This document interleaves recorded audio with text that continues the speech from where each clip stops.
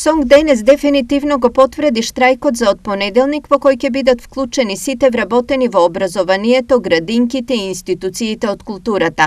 Очекуваната одлука ја соопшти председателот Јаким Неделков, откако вчера повторно пропаднаа преговорите со владата. За жал немаме краткорочно решение со кое што сега веднаш ќе се зголемат платите на дејностите што ги застапуваме за процент онолку колку што и многу пати досега истакнавме, 18,4%.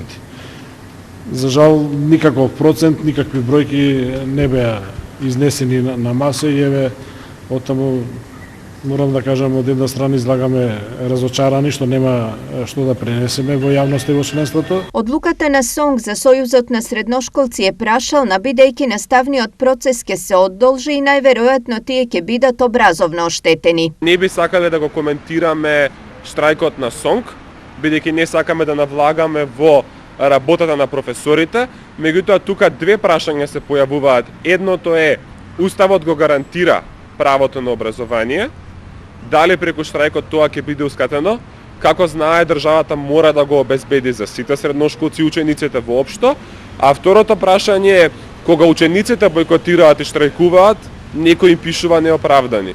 Кој ќе им пишува неоправдани сега на професорите ако истото го направат? Според Сонг, од понеделник штрајкот ќе го поддржат околу 30.000 нивни членови кои засега се категорични дека неработните места ќе бидат, но професионални активности нема да спроведуваат. Паралелно на ова, од Министерството за труд и социјала се изјаснија дека децата во градинките ќе бидат згрижени, поради што директорите се задолжени да обезбедат алтернатива.